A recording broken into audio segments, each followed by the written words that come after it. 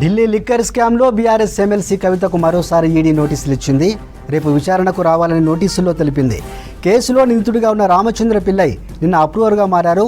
పిల్లైతో పాటు కేసులో నిందితులుగా ఉన్న మాగుంట రాఘవరెడ్డి, శరత్ చంద్రారెడ్డి గతంలోనే అప్రూవర్లుగా మారారు. లిక్కర్ కేసు విచారణలో భాగంగా గతంలో సిబిఐ, ఈడీ కవితను ప్రశ్నించాయి. సిబిఐ అధికారులు కవితను హైదరాబాద్లో విచారించగా ఢిల్లీ ఈడీ ఆఫీస్లో 3 సార్లు ప్రశ్నించారు ఈడీ అధికారులు. తాజాగా ఆమెకు మరోసారి ఈడీ నోటీసులు ఇవ్వడం హాట్ టాపిక్గా మారింది. ఢిల్లీ లిక్కర్ స్కామ్లో బీఆర్ఎస్ ఎమ్మెల్సీ కవితకు మరోసారి ఈడీ నోటీసులు ఇచ్చింది. రేపు విచారణకు రావాలని నోటీసుల్లో తెలిపింది. కేసులో నిందితుడిగా ఉన్న రామచంద్ర పిల్లై నిన్న అప్రూవర్గా మారారు.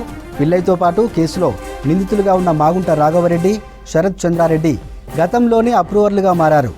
లిక్కర్ కేసు విచారణలో భాగంగా గతంలో సిబిఐ, ఈడీ కవితను ప్రశ్నించాయి. సిబిఐ అధికారులు కవితను హైదరాబాద్లో విచారించగా ఢిల్లీ ఈడీ ఆఫీస్లో 3 సార్లు ప్రశ్నించారు ఈడీ అధికారులు. తాజాగా ఆమెకు మరోసారి ఈడీ నోటీసులు ఇవ్వడం హాట్ టాపిక్గా మారింది.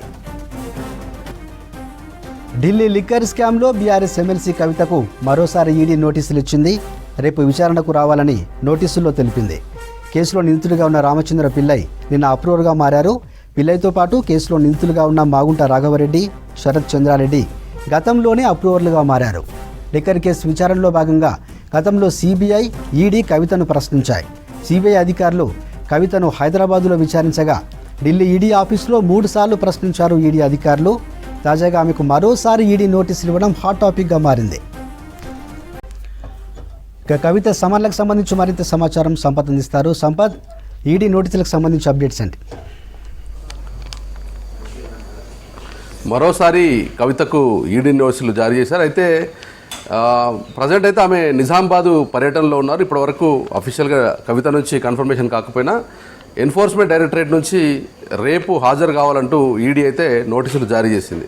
అయితే గతంలో ఉన్నటువంటి ఈడీ కేసులో ఉన్నటువంటి డెవలప్మెంట్కు ప్రజెంట్ ఉన్న డెవలప్మెంట్కు కంపారిజన్ తీసుకుంటే లాస్ట్ టైం కరెక్ట్గా మార్చి 7వ తారీఖున అరుణ్ రామచంద్ర పిల్లై అరెస్ట్ అయ్యాడు. ఈ కేసులో ఈ లిక్కర్ స్కామ్ సంబంధించినటువంటి కేసులో స్పెషల్లీ కవితకు బినామీగా, కవితకు సంబంధించిన వ్యక్తిగా, కవితతో సౌత్ లాబీ తరఫున రిప్రజెంటేటివ్గా ఉండి అటు దినేష్ అరోరా, అమిత్ అరోరా ఇంక్లూడింగ్ కేజ్రీవాల్, రాష్ట్ర ఢిల్లీ ముఖ్యమంత్రి ఉన్నటువంటి కేజ్రీవాల్తో కూడా ఫేస్ టైంలో ఫోన్ మాట్లాడించింది ఆయన అనేది ప్రధాన అభియోగం కింద ఈడీ మెన్షన్ చేసింది. అయితే లాస్ట్ టైం కవిత హాజరయ్యే టైం వరకు ఫస్ట్ హైదరాబాద్లో ఆమెను ప్రశ్నించారు. తర్వాత తిరిగి ఢిల్లీలో ప్రశ్నించే టైంలో సేమ్ టైంలో కవిత హాజరైంది. అదే టైంలో అరుణ్ రామచంద్ర పిల్లై ఎవరైతే లిక్కర్ సిండికేట్ వ్యాపారిగా, కవితకు ఈ వ్యాపారం మొత్తంలో కూడా ప్రధాన సూత్రధారిగా పాత్రధారి ఉన్నటువంటి Arun Ramachandra Pillai last time ED ముందు, సిబిఐ ముందు ఒక స్టేట్మెంట్ ఇచ్చాడు. కవిత రోల్ ఇందులో ఉంది, కవిత చెప్పిన మాటల ప్రకారం, కవిత ఇన్స్ట్రక్షన్స్ మేరకు మాత్రమే, ఎమ్మెల్సీ కవిత చెప్పిన దాని ప్రకారమే డబ్బుల పంపిణీ జరిగింది. కవితకు కేవలం నేను రిప్రజెంటేటివ్ మాత్రమే, ఒక కొరియర్ లాగా మాత్రమే పనిచేశాను, కర్త కర్మ క్రియ మొత్తం కూడా కవిత అని చెప్పిండు. సో లాస్ట్ టైం స్టేట్మెంట్ ఇచ్చింది ఈడీ కార్యాలయంలో ఇచ్చిండు ఆయన. సో ఈడీ కార్యాలయంలో ఇచ్చిన తర్వాత మళ్ళీ తీసుకెళ్లి కోర్టులో సబ్మిట్ చేసే టైం వరకు ఆయన ఒక పిటిషన్ ఫైల్ చేసినాడు. ఇది మొత్తం కూడా అరుణ్ రామచంద్ర పిల్లై చెప్పిన విషయం ఏంటంటే మొత్తం కూడా ఇది బలవంతంగా నాతో స్టేట్మెంట్లు ఇప్పించారు, నా అంతటా నేనుగా ఈ స్టేట్మెంట్లు ఇవ్వలేదని చెప్పారు. సో ఈ విషయం ఎందుకు చెప్తున్నాం మనం అంటే, అరుణ్ రామచంద్ర పిల్లై లాస్ట్ టైం ఇచ్చింది ఐపీసీ సెక్షన్ల కింద, ఇన్వెస్టిగేషన్ ఏజెన్సీల కింద దర్యాప్తులో భాగంగా హాజరైనప్పుడు ఇచ్చినటువంటి స్టేట్మెంట్లు. కానీ ఈసారి అరుణ్ రామచంద్ర పిల్లై విషయానికి వస్తే కొంత పకడ్బందీగా, లీగల్గా పకడ్బందీగా వివరించినట్టుగా స్పష్టమవుతోంది. ఎందుకంటే సిఆర్పిసి సెక్షన్ కింద 164 సిఆర్పిసి కింద ఆయన స్టేట్మెంట్ను రికార్డ్ చేశారు. ఆయన స్టేట్మెంట్లో వాంగ్మూలాన్ని మొత్తం కూడా రికార్డ్ చేశారు నిన్ననే. దాంట్లో ఏముంది, కవితను నిజంగానే తన బినామీగా ఉన్నట్టుగా, కవిత రోల్ ఉన్నట్టుగా, కవిత ఎస్టాబ్లిష్ అయినట్టుగా ఆయన స్టేట్మెంట్ ఇచ్చిండా లేదనేది చూడాలి. దాదాపు ఆయన ఆ స్టేట్మెంట్ పాజిటివ్గా కవితకు బినామీగా ఉన్నట్టుగా, కర్మకర్త క్రియ మొత్తం కవిత ఉంది, దందా నడిపించింది మొత్తం కూడా ఆమెనే, ఆమెకు ముందుండి మాత్రమే కొరియర్గా పనిచేసినని స్టేట్మెంట్ ఇచ్చినట్టు తెలుస్తుంది. 164కు నార్మల్గా ఇచ్చినటువంటి స్టేట్మెంట్కు తేడా ఏంటంటే, నార్మల్గా ఐపీసీ సెక్షన్ కింద కానీ లేదంటే ఏదైనా పీసీ పైరసీ యాక్ట్ కింద కానీ ఇన్వెస్టిగేషన్ ఏజెన్సీలో ఇచ్చేటప్పుడు కేవలం దర్యాప్తు అధికారులు మాత్రమే ఎదురుగా ఉంటారు. సో దర్యాప్తు అధికారులు స్టేట్మెంట్ వాళ్ళు రికార్డ్ చేస్తారు, తర్వాత కోర్టులో ఫైల్ చేస్తారు. సో కోర్టులో ఫైల్ చేసినప్పుడు కోర్టులోకి వెళ్ళి ఎవరైతే స్టేట్మెంట్ ఇచ్చిన వ్యక్తి తనది ఆ స్టేట్మెంట్ కాదు, బలవంతంగా ఇప్పించారని ఇన్వెస్టిగేషన్లో భాగంగా బలవంతం పెట్టారని చెప్పే అవకాశం ఉంటుంది.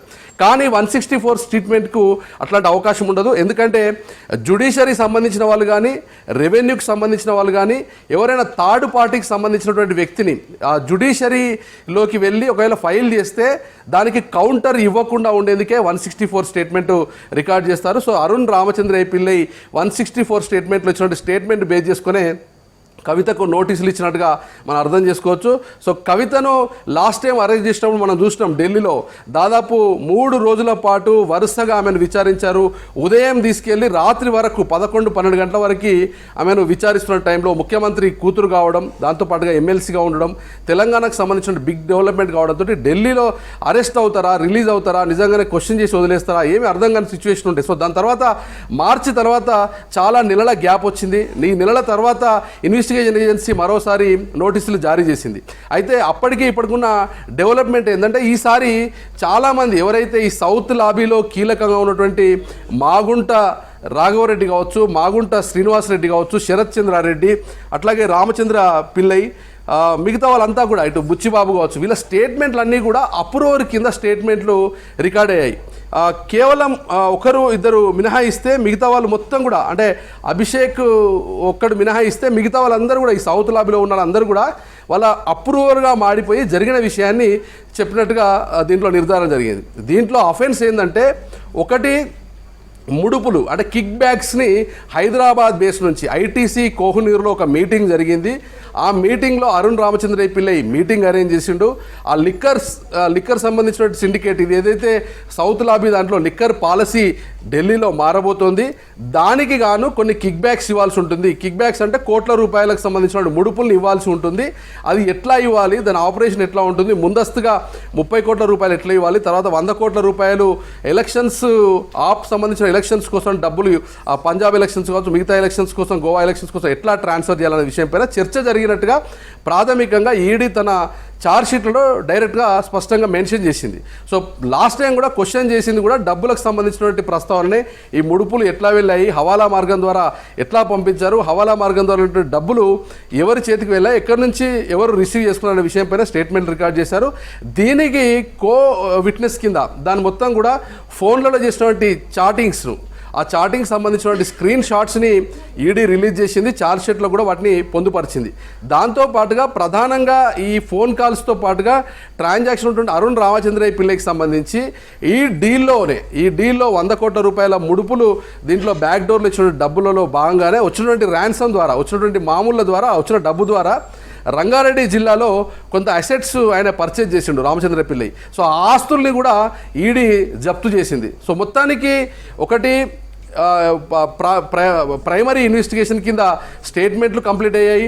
దాంట్లో ఉన్నట్టు వాళ్ళకి సంబంధించిన ఎవిడెన్సెస్ని కలెక్ట్ చేసింది. మొబైల్ ఫోన్లన్నింటినీ కూడా మార్చినట్టుగా మొత్తం కూడా ఎవిడెన్స్ అన్ని కలెక్ట్ చేశారు. సో 3 రోజుల పాటు కవితకు సంబంధించిన ఇన్ఫర్మేషన్ మొత్తం కూడా గ్యాదర్ చేశారు.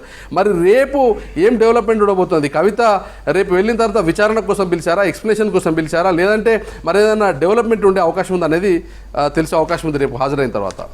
Right, okay Sampath.